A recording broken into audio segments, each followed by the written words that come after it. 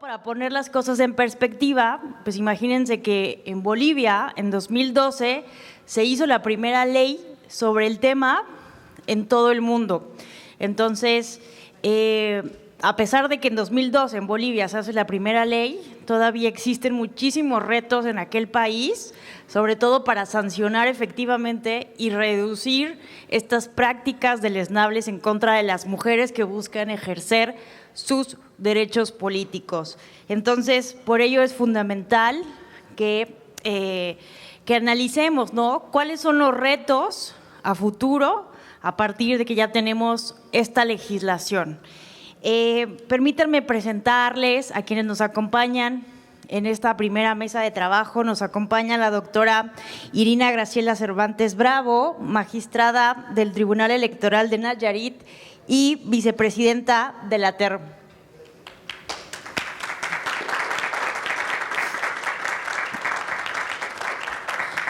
Nos acompaña también la maestra Marisol Castañeda Pérez, presidenta de la Asociación Mexicana de Juzgadoras.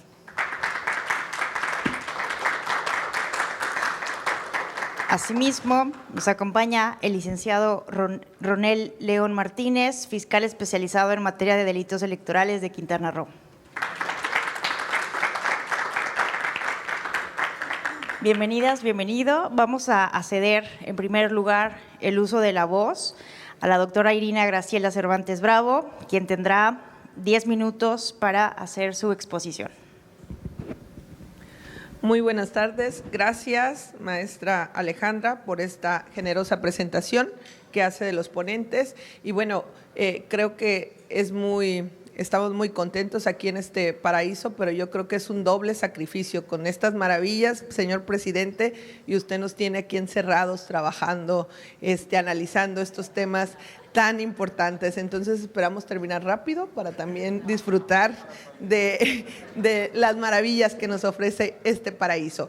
Bueno, desde luego manifestar mi beneplácito por compartir esta mesa con grandes amigos, amigas, como la magistrada Marisol, quien lleva muy bien las riendas de la Asociación de Juzgadoras Mexicanas, y bueno, desde luego con el fiscal, el licenciado Ronel, quien tendrá mucho trabajo en este momento aquí en el Estado, y desde luego con la maestra Alejandra. Agradecer desde luego al presidente de la Asociación de Tribunales Electorales por estar siempre activo y analizando temas coyunturales, pero temas muy importantes para la democracia mexicana. Gracias, presidente, por estar siempre formándonos y divulgando el conocimiento en materia electoral, y desde luego a la Escuela Judicial, que también coadyuva junto con las asociaciones para que esto sea posible. Bueno, vamos a analizar rápidamente los ejes o algunos temas que traen consigo la reforma en violencia política electoral contra las mujeres. Sin duda, una de las principales funciones dentro de la jurisdicción electoral es impartir una tutela judicial efectiva e integral, y hoy, dentro de esa amalgama de controversias que estamos resolviendo los jueces electorales, sin duda viene a engrosar, y es parte de seguir fortaleciendo la democracia, las controversias contra la violencia que se ejerce contra las mujeres en razón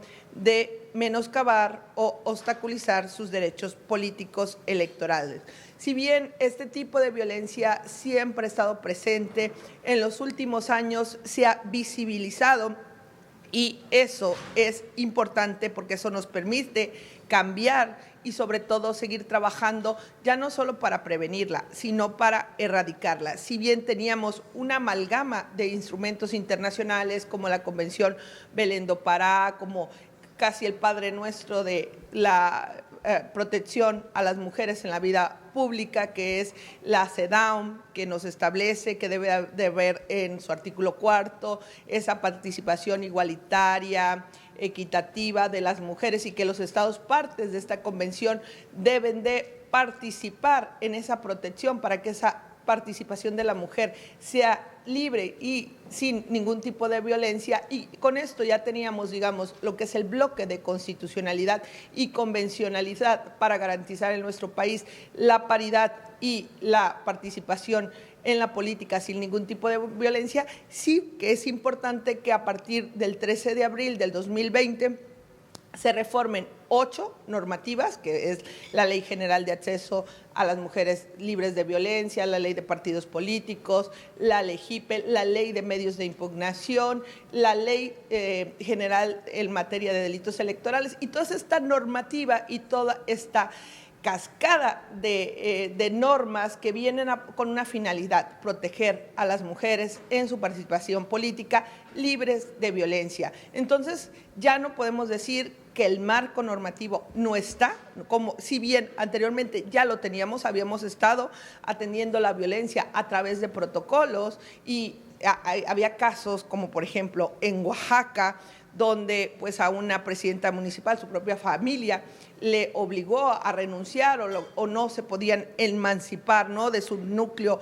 familiar. Es a través de estas reformas donde como juzgadores ya tenemos elementos para atender la violencia política. Y tiene 3 perspectivas, y creo que es importante como primer elemento saberlo, que hoy se puede entender por la vía administrativa, por la vía penal y por la vía del juicio de los derechos políticos electorales. Y cómo la primera disyuntiva que tienes como juzgador o como litigante es: ¿en qué vía tú vas a defender? Bueno, depende. Si se trata de actos dentro del proceso que tienen que ver con inequidad en la contienda, como promoción, bueno, pues desde luego que te vas a ir al procedimiento especial sancionador, porque es la vía administrativa. Si se trata de restituir derechos, porque ya en el ejercicio de un cargo te están obstaculizando, te están menoscabando, por ejemplo, a una síndico no se le permite participar en las sesiones, o a una regidora se le quita su firma, o no se le permite plantear sus posicionamientos, o a una magistrada electoral no se le, porque también tiene que ver la violencia política con la integración debida del cargo. Entonces lo primero que como juzgador es identificar el momento, ¿no? Sí, para ver si te vas por la vía administrativa, porque si no se hace, lo que puedes hacer es retrasar la atención de la violencia política. En nuestro tribunal electoral pasó que su servidora resolvió una controversia en materia política electoral, y a fin de que fuera integral se resolvió por juicio de los derechos políticos electorales. Sin embargo, Sala Guadalajara consideró que se debería descindir el procedimiento, es decir, los tipos de actos que tendrían que ver con el proceso se tendrían que, con la reforma, ver por el procedimiento especial sancionador, y lo que fuera de restitución de derechos se tendría que hacer a través de la JDC. Esto es un elemento que como juzgadores tenemos que identificar. ¿Por qué? Porque si bien en su momento, cuando resolvimos la controversia, pensábamos que a través del JDC se le iba a proteger más, porque, por ejemplo, había indicios de violencia política contra la síndico, pero, por ejemplo, el instituto no había hecho una prueba, que era el solicitarle a la Fiscalía que nos diera un diagnóstico de que si estos hechos habían afectado o no habían afectado psicológicamente a la funcionaria pública. Y la Fiscalía determinó que sí. Sin embargo, este dictamen luego, cuando se fue por el procedimiento especial sancionador, ya no se pudo tomar en cuenta, porque recuerden que en el procedimiento especial sancionador, pues es el instituto, al menos en la legislación de Nayarit, es el instituto electoral el que instrumenta toda la etapa probatoria. Entonces, como juzgadores, tenemos que tener primero bien identificado, porque a veces queremos ofrecer esa tutela judicial electoral maximizadora, pero a veces por equivocarnos podemos retrasar la vía, ¿no? Entonces, lo primero es que tenemos que identificar la vía correcta para proteger la violencia política, y esto trajo consigo las reformas, pero además implica también capacitarnos como juzgadores, identificar, porque también, y tenemos que decirlos, porque siempre hay claros oscuros en cuanto a los instrumentos políticos electorales, porque recordemos que lo que está en juego aquí es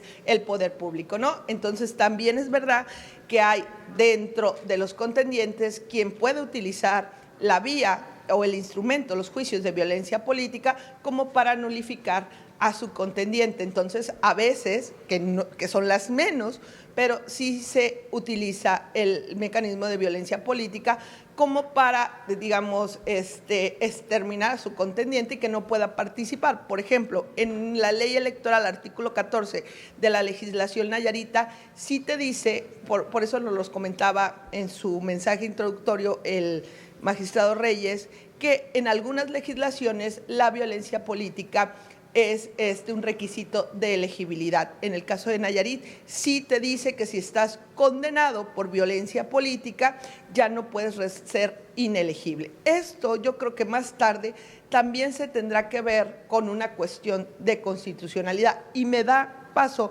para hablar también del Padrón Nacional de Personas Sancionadores, porque hasta ahorita el padrón lo tenemos únicamente digamos, la obligación de anotar a todos los que tienen ya sentencias que son cosas juzgadas en el Padrón Nacional de Violentadores. Sin embargo, esto está creado por línea jurisprudencial o línea a través de sentencias. Entonces, hasta ahorita no se ha impugnado. Pero sí, una de las reflexiones que creo que es importante y creo que las otras mesas también lo van a abordar es si ya estar incluido en el padrón decían los romanos, te decapita políticamente y ya no puedes participar dentro de un proceso electoral, porque inclusive quien está, y en esto sabrá más el fiscal electoral, quien está suspendido de sus derechos políticos electorales tiene una temporalidad, no puede ser ad perpetuo. Entonces, son el tipo de reflexiones que nos están dando estos juicios que tenemos que atender contra la violencia política electoral. Si bien hemos avanzado, creo que la normativa ha sido benéfica, sin embargo, en la realidad seguimos teniendo altos índices de violencia política contra las mujeres y una sociedad que no garantice el pleno ejercicio de sus mujeres en la vida pública se puede considerar como una sociedad antidemocrática. Entonces, bienvenidas estas reformas, pero tenemos que seguir reflexionando cómo por fin debemos de erradicar, porque inclusive, y otra mesa también lo analizará, es la carga de la prueba, aquí ya no la tiene la víctima, sino a quien se le acusa de la violencia política. Entonces, estos instrumentos son necesarios, permiten fortalecer nuestra democracia, pero también no se vaya a hacer un mal uso de ellos con el fin de aniquilar o anular a sus contrincantes. Entonces, creo que a grandes rasgos esta reforma del 13 de abril del 2020 trajo una gran fortaleza para nosotros los juzgadores y poder no estar nada más nosotros aplicando instrumentos internacionales, sino aplicar la normativa. Sin embargo, se tiene que seguir perfeccionando. Esto del padrón tiene que quedar legislado también y todo lo que cómo se cambia también el análisis del material probatorio en violencia política. Por mí no me queda más que decir y compartir estas inquietudes y reflexiones producto de la práctica jurisdiccional. Muchas gracias.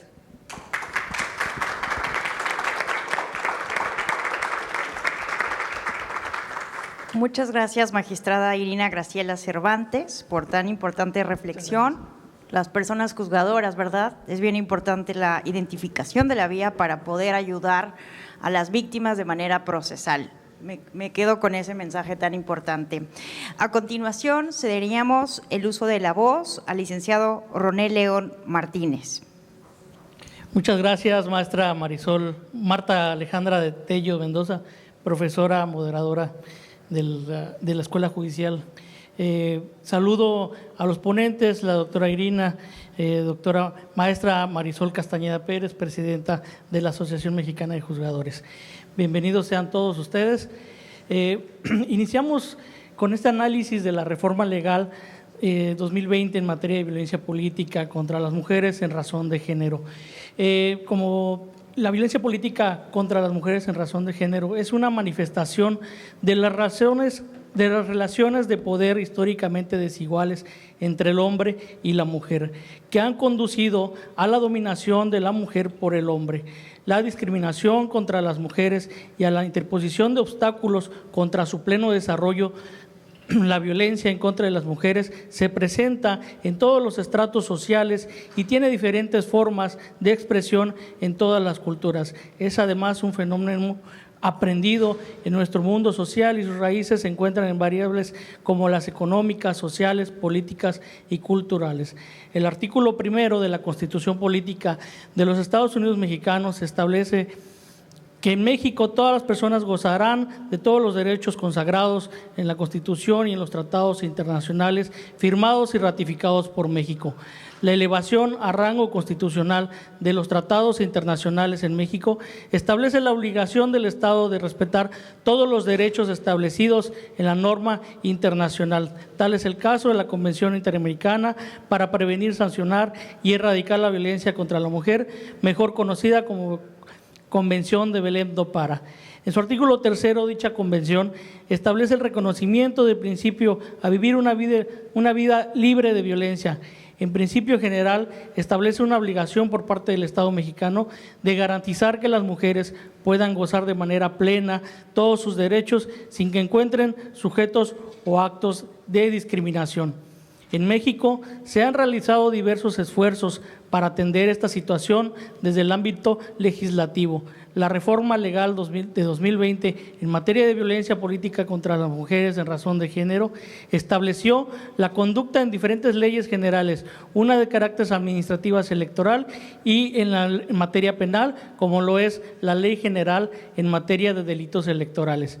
El Estado de Quintana Roo, quiero que sepan, ya contaba en su Código Penal, en su artículo 133, la conducta denominada violencia política por motivos de género, misma que fue derogada el 8 de septiembre del año 2020, respetando la armonización de la Ley General y al ser publicada esta, el legislador estableció una definición en el artículo 3, fracción 15, que dice que la violencia política contra las mujeres en razón de género, en términos de ahí concatena el legislador la Ley General de Acceso a la Mujer a una vida libre de violencia y refiere, es toda acción u omisión, incluida la tolerancia basada en elementos de género y ejercida dentro de la esfera pública o privada, que tengan por objeto o resultado limitar, anular o menoscabar el ejercicio efectivo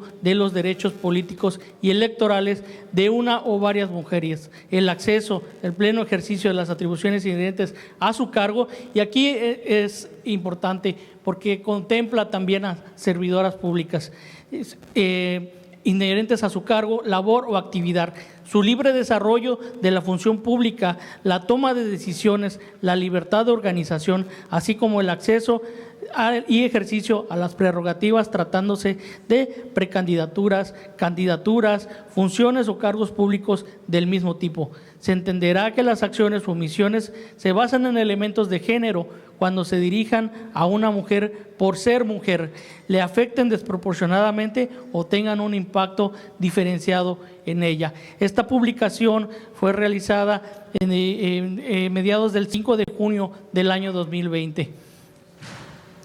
Las características del delito como tal de violencia política contra la mujer es un delito doloso, es un delito que se persigue de oficio. Esto significa pues, que cualquiera puede generar su denuncia. Un compañero que vea cómo maltraten a su compañera y que ejerzan esa violencia puede generar la denuncia. Incluso el sujeto activo que comete el delito puede ser una persona del sexo masculino o una persona del sexo femenina. Quedó establecido el tipo penal en el artículo 20 bis de la Ley General de Delitos Electorales, estableciendo un catálogo de diferentes hipótesis del tipo penal, utilizando el legislador elementos descriptivos, normativos y de circunstancias de tiempo, modo y lugar, obedeciendo siempre el principio de taxatividad de la norma. Estableció una pluralidad diversa al ser publicado en la Ley General de Delitos Electorales el legislador establece abiertamente el sujeto activo como quien por sí o por interpósita persona. Aquí no refiere que tenga alguna clasificación específica como en otros delitos electorales lo tenemos. Estableció en dichas hipótesis el tipo penal y elementos que deberán ser estudiados y utilizados a través de la dogmática penal, la cual es la ciencia del derecho penal. La doctrina establece como método dogmático penal la teoría del delito, la cual es un instrumento indispensable para procurar e impartir justicia y se ha consolidado como la herramienta fundamental de cara a proteger los derechos de las partes en el proceso. Esto es así, pues mediante su desarrollo y a través de análisis de los tipos penales, permite que el agente del Ministerio Público y al juzgador conocer la configuración del injusto culpable. La norma tipifica la conducta de la siguiente manera: comete el delito de violencia contra las mujeres en razón de género, quien por sí o por interpósita persona, y aquí vienen las hipótesis a las que hago referencia, son en total 14 hipótesis distintas. Voy a ser muy genérico, puesto que tengo 10 minutos para expresar este tema. Tenemos hipótesis como que protegen el bien jurídico tutelado para servidores públicos, como por ejemplo la fracción primera que dice ejerza cualquier tipo de violencia en términos de ley, y aquí especifico en el tipo penal, dice en términos de ley, y nos aboca obviamente a la ley, lo que es la ley para prevenir y sancionar la violencia contra la mujer. Entonces, y una vez que nos vamos a este catálogo, vemos que tenemos definido el tipo, el concepto de la violencia contra la mujer. Entonces vamos a la siguiente hipótesis que dice contra una mujer. Entonces tenemos acreditado, pues tal vez la denunciante propiamente es la víctima, o como les expresé un compañero, es importante acreditar efectivamente, y por la norma, por el tipo penal y por la teoría del delito, que sea en agravio específico de una mujer, que afecta, y esta conducta tiene que afectar el ejercicio de sus derechos políticos y electorales, o esto podría ser para una candidata, que es su derecho a ser elegida, a ser votada, o el desempeño de un cargo público. Así es como las hipótesis normativas dentro de la ley general nos especifica ciertas conductas que son dirigidas a servidores públicos. Tenemos especificado lo que es la temporalidad de la pena. Tenemos que del artículo 1 al artículo 6, la pena por cometer este delito va de 4 a 6 años de prisión. Es algo que me causa beneplácito, puesto que ya es un logro tener esta ley, tener tipificado como un delito. Y continúa la temporalidad de la pena. La fracción séptima a la fracción novena va de 2 a 4 años de prisión. De la fracción décima a la fracción 14 va de 1 a 3 años de prisión. Y tenemos en la normativa también agravantes que dice que si el sujeto actor del delito es servidor público, es persona, funcionario electoral, funcionario partidista, aspirante o candidato independiente, precandidato o candidato, o cualesquiera, dice o en su aquiescencia, la pena se aumentará en 1/3. O sea, contempla el legislador en la Ley General de Delitos Electorales la agravante del delito. Finalizo diciendo respecto a lo que es la forma de la protección, que es el fiscal de delitos electorales cuenta con medidas de protección y providencias precautorias que se obsequian en el Código Nacional de Procedimientos Penales. Nosotros hemos emitido medidas de protección, ya contamos con denuncias de este tipo. Podemos dar medidas de protección que puedan ser vigilancia en el domicilio de la víctima, protección policial a la víctima o ofendida, auxilio inmediato por integrantes de instituciones policiales al domicilio en donde se localiza o se encuentre la víctima. De igual forma, existen medidas de protección que deberán celebrarse mediante audiencia, como la prohibición de acercarse o comunicarse con la víctima, la limitación para asistir o acercarse al domicilio de la víctima y la separación inmediata del domicilio. Pudiéramos tener, como les comentaba también, las figuras como víctimas, aparte de servidores públicos, por ejemplo, una candidata en la fracción octava, publiquen o divulguen imágenes, mensajes o información privada de una mujer que no tenga relación con su vida pública, utilizando estereotipos de género que limiten o menoscaben el ejercicio de sus derechos políticos electorales. Parto de esta fracción para hacer énfasis a lo que es la parte de los retos a los que nos enfrentamos los fiscales del Ministerio Público. Tenemos como un reto la dificultad probatoria mediante obstáculos normativos procesales, como el artículo 16, párrafo tercero de la Constitución Política y el artículo 294 del Código Nacional de Procedimientos Penales, que establecen una prohibición para que el juez federal de control de adscritos a los Centros Nacionales de Justicia Especializada en control de técnicas de investigación, arraigo e intervenciones de comunicaciones obsequien a las fiscalías en las líneas de investigación, cuando estas son por utilizando telefonía, utilizando redes sociales, internet, nos obsequien intervención de comunicaciones, puesto que tenemos este obstáculo constitucional que siempre nos ha citado el juez de distrito o el juez federal.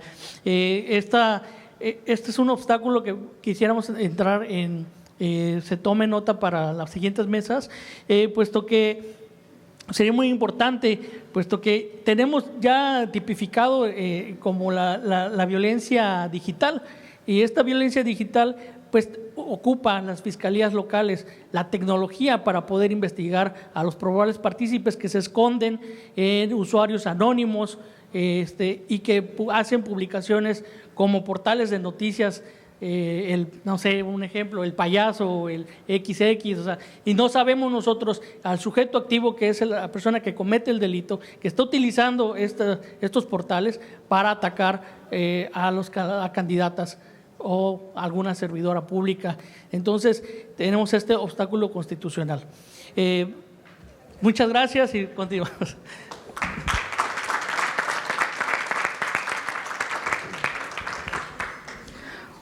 Muchísimas gracias, fiscal especializado en materia de delitos electorales de Quintana Roo, Ronel León Martínez. Qué importante este reto que nos menciona para poder judicializar bien estas causas por violencia política contra las mujeres en razón de género. A continuación, cederíamos el uso de la voz a la maestra Marisol Castañeda Pérez. Adelante.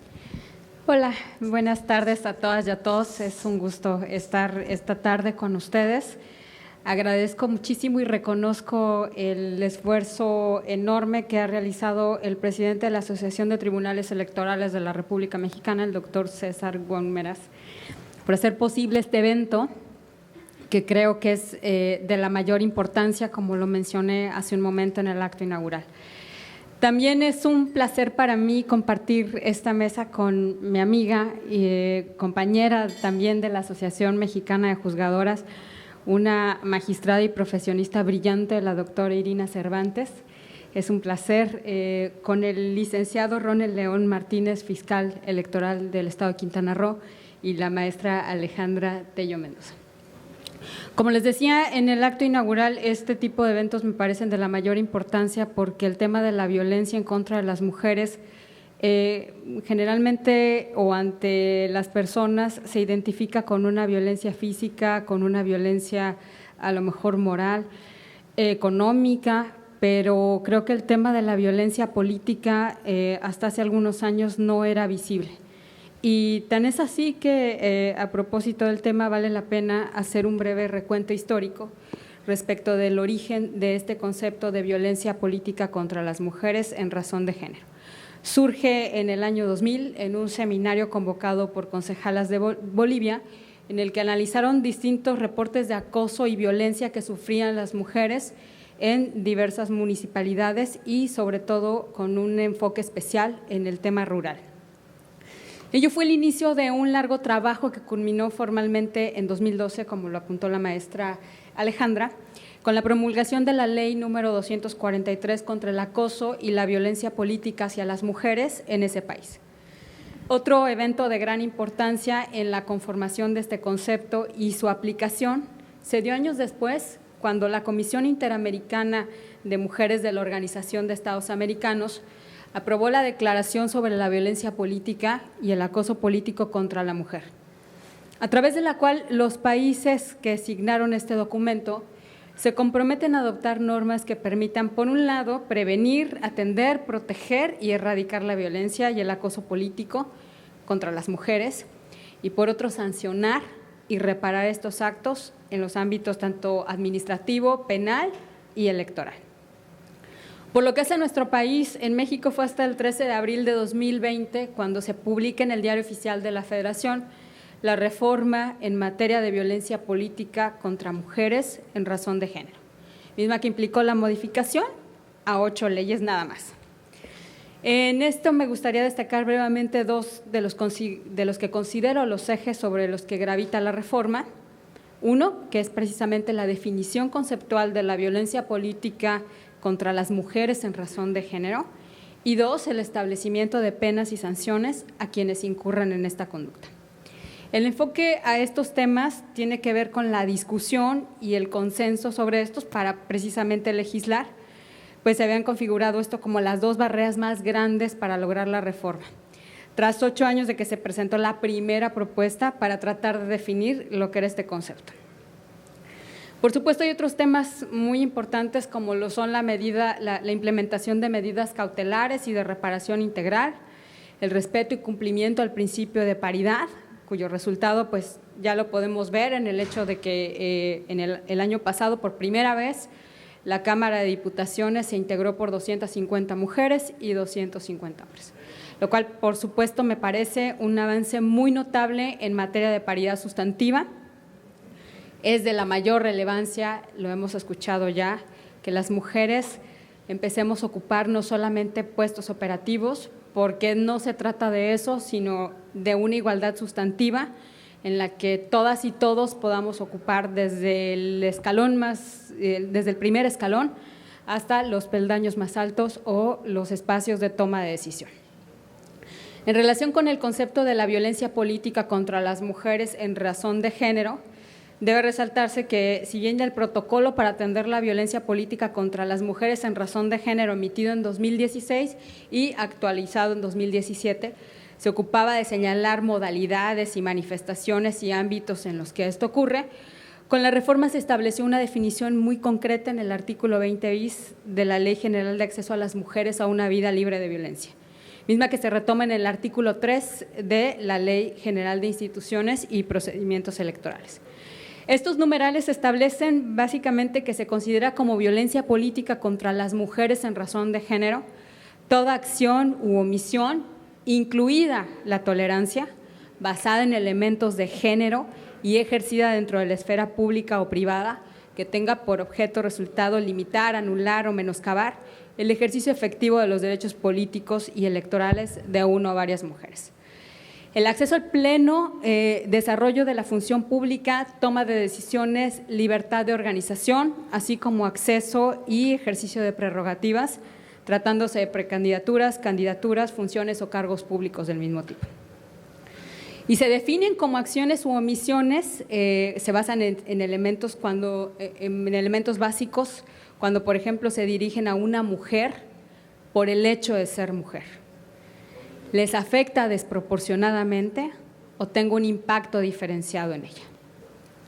Este tipo de violencia puede ser perpetrada de manera indistinta por agentes estatales, superiores jerárquicos, colegas de trabajo, personas dirigentes de partidos políticos, militantes, simpatizantes, precandidatas, precandidatos, candidatas o candidatos postulados por partidos políticos o representantes de los mismos, incluyendo, por supuesto, los medios de comunicación que son tan importantes, y sus integrantes por un particular o por un grupo de personas particulares. Adicionalmente, en el artículo 20 ter de la Ley General de Acceso a las Mujeres a una Vida Libre de Violencia, se despliega una lista enunciativa, pero no limitativa, de lo que debe considerarse como violencia política contra las mujeres. Y entre ellas tenemos obstaculizar a las mujeres sus derechos de asociación o afiliación política, ocultar información con el objeto de impedir la toma de decisiones y el desarrollo de funciones y actividades, proporcionar a las mujeres que aspiran a un cargo de elección popular información falsa, incompleta o imprecisa para impedir su registro, obstaculizar la campaña o precampaña política de las mujeres y cualquier otra acción que lesione o dañe la dignidad, integridad o libertad de las mujeres en el ejercicio de sus derechos políticos. La importancia de todo lo anterior redunda en que nombrar un fenómeno tiene efectos significativos, en primer lugar, pues porque empodera a las personas, ya que les permite entender desde su propia experiencia, y en segundo lugar, crea conciencia en la sociedad respecto de la existencia de estas dinámicas arbitrarias.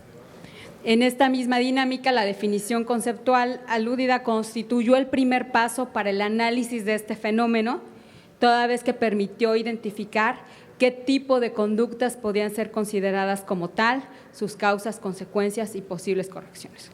Como lo dijeron hace un rato también en este mismo foro, el problema también no radica nada más en el tema de los hombres, sino también en el de las mujeres, porque nosotras tampoco identificamos, por virtud de esta misma estructura patriarcal que venimos y que está tan arraigada en nuestro ADN, que ni siquiera somos capaces de identificar cuando estás ante una situación de violencia, hasta que viene una ley como esta o un foro como este, en el que se nos explica que estás en esa situación.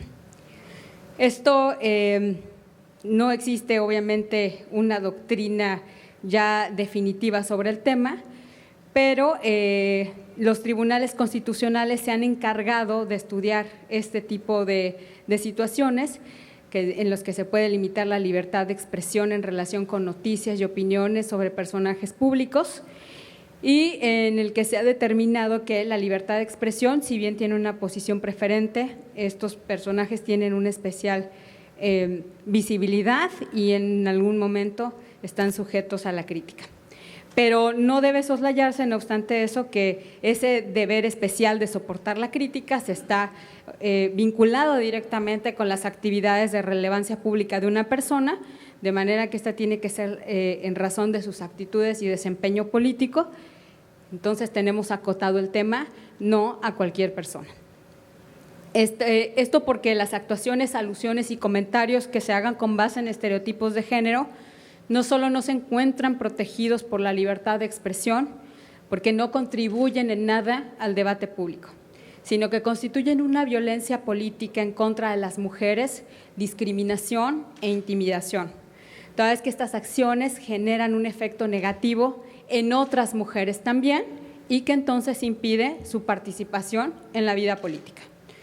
El objetivo entonces es hacer frente a las expresiones y actitudes con las que se pretende enviar el mensaje tácito o explícito relativo a que las mujeres, por el hecho de ser mujeres, no pertenecen al ámbito público político, sino al privado, y que deben estar siempre resguardadas en el hogar. Debe entonces resaltarse de manera enérgica que estas concepciones generalizadas sobre la mujer, o sea, los estereotipos, pues no son gratuitas y tienen un alcance perjudicial en aquellas que quieren hacer políticas, pues da lugar al surgimiento de distintos obstáculos a los que tienen a hacer frente a ellas. Por razón de tiempo voy a terminar aquí. Me gustaría, si hay oportunidad en otro momento, de hablar sobre algunas de las resoluciones que me parecen de la mayor importancia de los tribunales electorales, pero por lo pronto hasta aquí mi participación. Muchísimas gracias a todas y todos por su atención.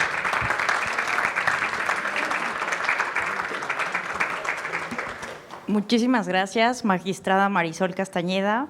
Creo que coincido con usted, es muy importante nombrar el fenómeno y creo que ese es uno de los principales avances de la ley desde 2020. Muchas gracias. A continuación, abriríamos la sesión de preguntas y respuestas, así que consultamos al auditorio si tienen algún comentario o pregunta para nuestras ponentes y ponente.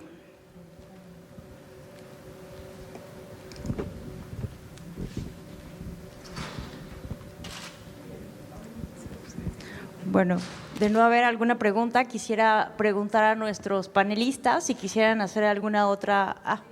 perdón, adelante, por favor.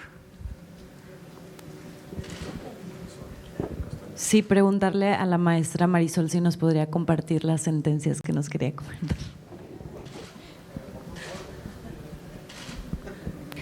Muchas gracias. No, pues brevemente les platico nada más. Es el PCC 108-2018, resuelto el 25 de mayo de 2018 por una sala regional especializada, en la que se abordó la denuncia presentada por una entonces candidata al Senado en contra de un periodista, hablando precisamente del tema de la libertad de expresión, quien en varias publicaciones por Facebook y en su blog de periodista realizó expresiones como: de por sí sus cirugías son baratas y la maternidad le sentó fatal. La vividora está en el lugar 7 de una lista plurinominal a cambio de no sé qué, seguramente como premio a las buenas chambas, entre otras expresiones absolutamente misóginas, tan misóginas pero como cotidianas. Al respecto, la sala especializada determinó que en ese caso existía violencia política de género porque los comentarios no juzgaban lo que ella hacía en su carácter de mujer política, sino que más bien estaban dirigidos a cuestionar aspectos sobre su físico y sembraban dudas sobre cualquier logro que ella hubiese podido obtener por cuenta propia. Este asunto me parece de la mayor relevancia porque justamente antes de empezar esta charla platicaba con una compañera asistente también a este foro, que este tipo de expresiones, insisto, no son aisladas, son de lo más comunes, son de lo más cotidianas. Es una forma de descalificar el trabajo que nosotras hacemos. Cuando nosotras logramos salir a la vida pública, siempre nos enfrentamos a estas cuestiones. Y habemos personas que tenemos no sé si llamarlo capacidad, pero de hacernos a un lado y no tomar el enganche, pero hay otras personas que no, hay otras mujeres que no, y la normalización pues tampoco es, creo, la salida más correcta. A lo que sí aspiramos, creo, todas y todos los que estamos reunidos hoy aquí, es que a las generaciones que vienen atrás de nosotros ya no les toque normalizar este tipo de violencia y que todas y todos seamos capaces de saber el daño que podemos causar a una persona y que al final del día también incide en el impedimento para ejercer esto que es a lo que estamos tratando de llegar, que es la igualdad sustantiva. Muchísimas gracias.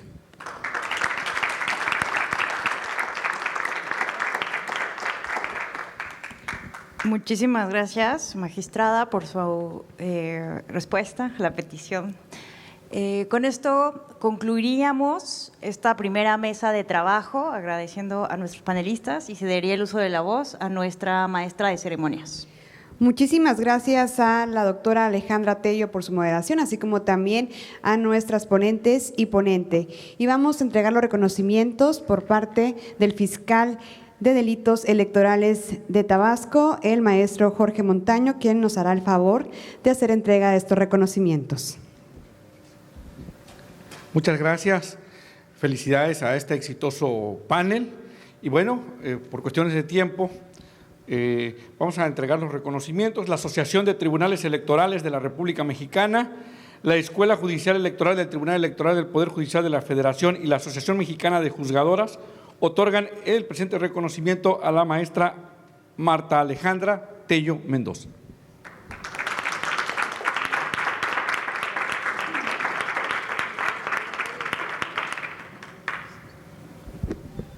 De igual manera, se otorga el presente un reconocimiento por las mismas instituciones ya mencionadas a la doctora Irina Graciela Cervantes Bravo.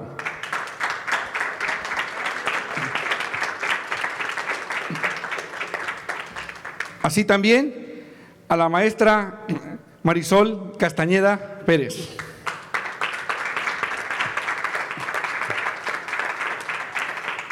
Y para finalizar con los reconocimientos de este panel, al licenciado Ronel León Martínez. Muchas gracias por su atención y felicidades a todos ustedes. Muchísimas gracias y vamos a continuar con la mesa de trabajo número 2.